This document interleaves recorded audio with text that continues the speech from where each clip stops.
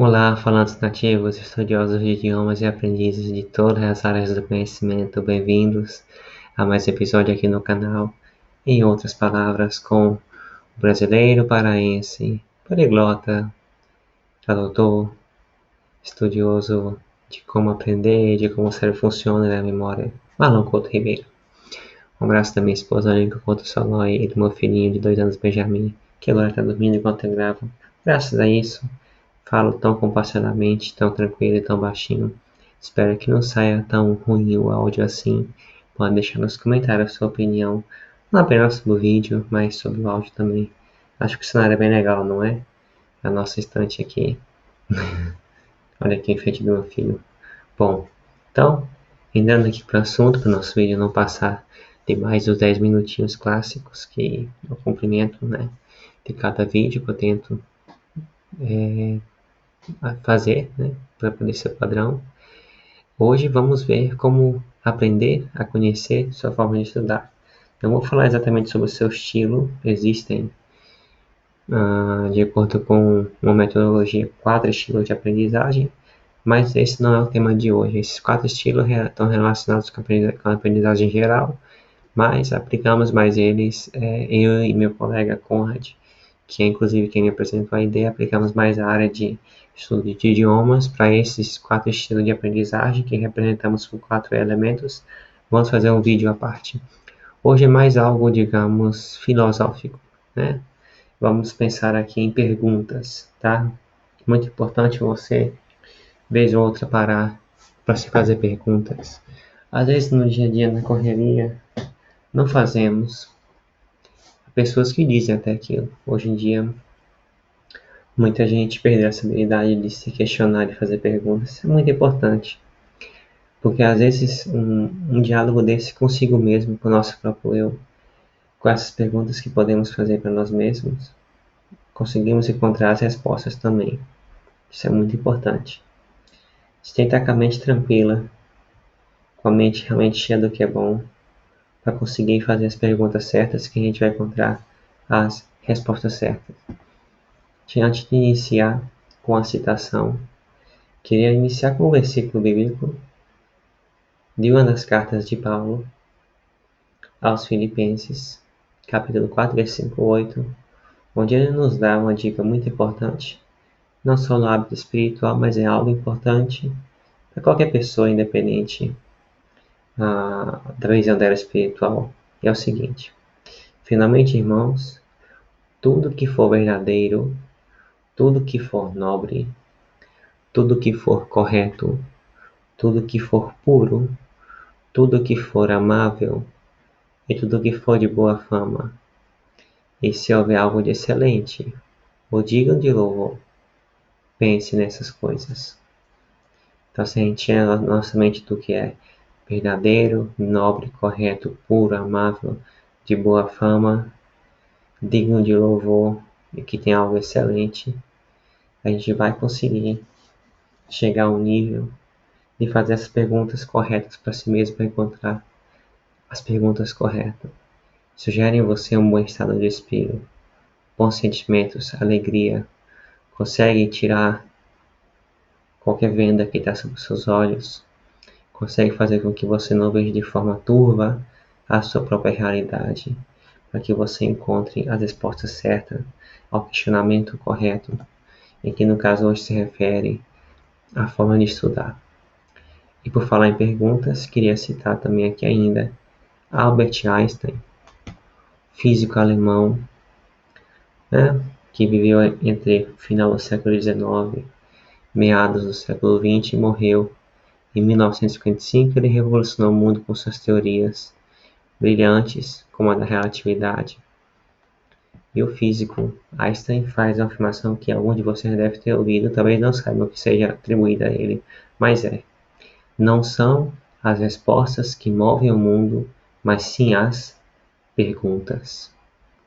E podemos até aqui, por ler a licença poética Albert Einstein, mudar um pouco a citação dele para: não são as respostas que nos movem, mas sim as perguntas. Perguntas que fazem você encontrar respostas e soluções. Então, Façamos as perguntas certas. Perguntemos agora. Pergunte agora para si mesmo. Se analise agora durante os próximos minutos nesse vídeo, para você tentar identificar melhor como você estuda. Primeira pergunta. Quanto tempo precisa estudar a cada noite?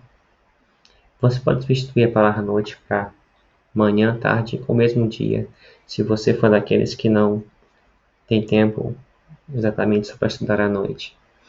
Então, quanto tempo precisa estudar a cada dia? Para poder você alcançar o objetivo que você quer. Para conseguir passar na prova que você quer. Para conseguir o bom desempenho esperado pelo seu professor ou por você mesmo. Quanto tempo é preciso estudar a cada dia? Pense nisso agora. No geral, pouco tempo é necessário. Só que se você está na faculdade ou na escola, você precisa dividir seu tempo de estudo entre várias matérias. E dentro de uma matéria, como por exemplo, discurso crítico, há assuntos dentro da matéria. A matéria se divide em assuntos. Então pense quanto tempo você precisa passar com cada matéria, cada dia, estudando. Próxima pergunta. Você pode até anotar, se quiser, suas respostas no papel. Como dividir o tempo entre as matérias? Digamos que você tenha que estudar, você que está na escola, para amanhã, Geografia, Física, Química, Português e História. Geografia, Física, Química, Português e História. Assuntos complicados. Como dividir o tempo entre as matérias? Por qual começar? E estamos aqui supondo uma situação na qual você não deixou nada para cima da hora. Porque às vezes quando você se organiza um pouco mal, você organiza mal o seu tempo, chega uma situação que aconteceu comigo, na qual você tem que decidir o que estudar e o que deixar de lado. Se você sabe que tem um professor de português que gosta de fazer debate e fazer perguntas, é melhor estar preparado, porque esses têm um faro para fazer perguntas aos alunos que não estão preparados. Se você tem um professor de história que gosta de dar uma aula do tipo de palestra, 40 minutos só ele fala, e dá uns 5 minutinhos só para poder fazer pergunta, e se você está na situação dessa de ter que escolher o que estudar e o que deixar de lado, dedique-se mais àquele que vai exigir uma preparação de você durante a aula. Então, como dividir o tempo dessas matérias? Só você pode encontrar a resposta. De quanto em quanto tempo devo fazer uma pausa? Sim, estou falando aqui, por exemplo, de 20 minutos de estudo, uma pausa de 5, de 10, estuda meia hora, faz uma pausa para levantar da cadeira, pausa para ir tomar água, ir tomar um chá, comer uma fruta, para esticar a perna. Isso é importante principalmente quando se faz uma sessão mais longa de estudo, né? Quando você tem muitos assuntos a estudar. Então pense, de quanto em quanto tempo fazer uma pausa, para poder você refrescar um pouco a memória. Pessoas que inclusive recomendam fazer a pausa e voltar a atenção para algo mais lúdico, montar algo, desenhar, pintar. Tem gente que faz malabares, né? Uma pausa de forma ativa, para poder o seu cérebro estar trabalhando. Outra, que resultados quer obter? Enquanto você estuda, sim, você tem resultados a obter. E eu não estou falando apenas de provas que você tem que fazer e notas concretas que você quer alcançar. Mas o que você quer aprender? O que você quer reter disso que você vai estudar? Como que você quer participar da aula? Para qual você está estudando ativamente, menos ativamente? Então pense nisso. De forma geral, o que você quer alcançar com esse seu estudo? Como é que você quer terminar a semana no que diz respeito a várias matérias que você estuda? O que é mais importante e o que é menos importante? Daí você vai encontrar a resposta de quanto tempo dedicar a cada coisa e como dividir o tempo das várias matérias. O quanto acho interessante o que eu vou estudar? Essa pergunta é importante porque se for algo muito interessante, você não precisa de tanta motivação, mas você tem que ter muita atenção, porque aquilo que você acha muito interessante, você pode ter a tendência de passar todo o seu tempo estudando só isso. Eu falo por mim, na época da escola eu sempre amei muito inglês. E às vezes eu era capaz de estudar só inglês e deixar o restante de lado. E não é bom, você pode cair acabando nesse exagero. Você pode acabar acabar caindo nesse exagero, né? Falei meio errado.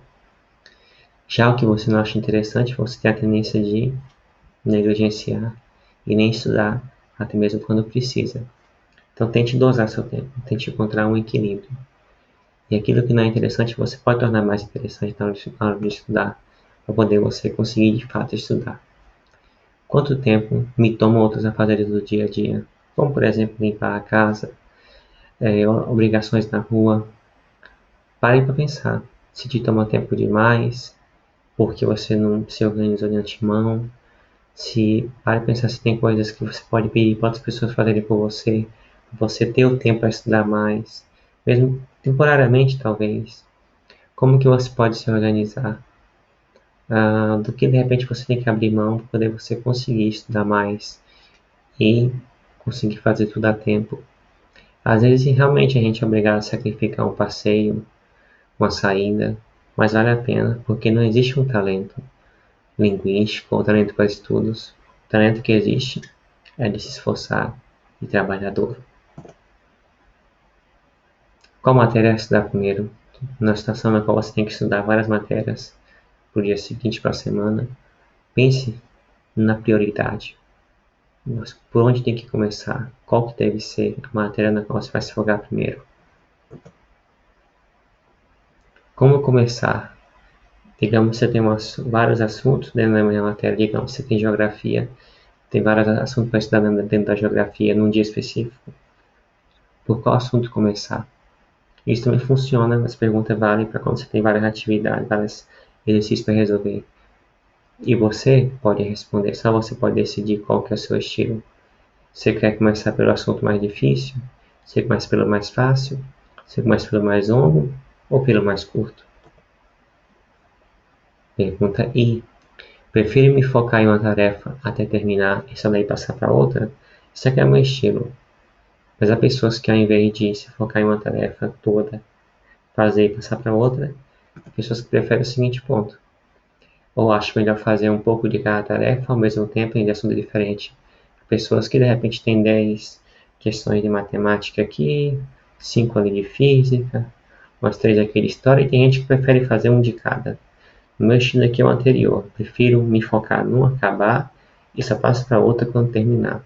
Mas há pessoas com as quais funciona esse método, de fazer um pouco de cada ao mesmo tempo. Na situação na qual você tem que estudar para várias matérias ao mesmo tempo.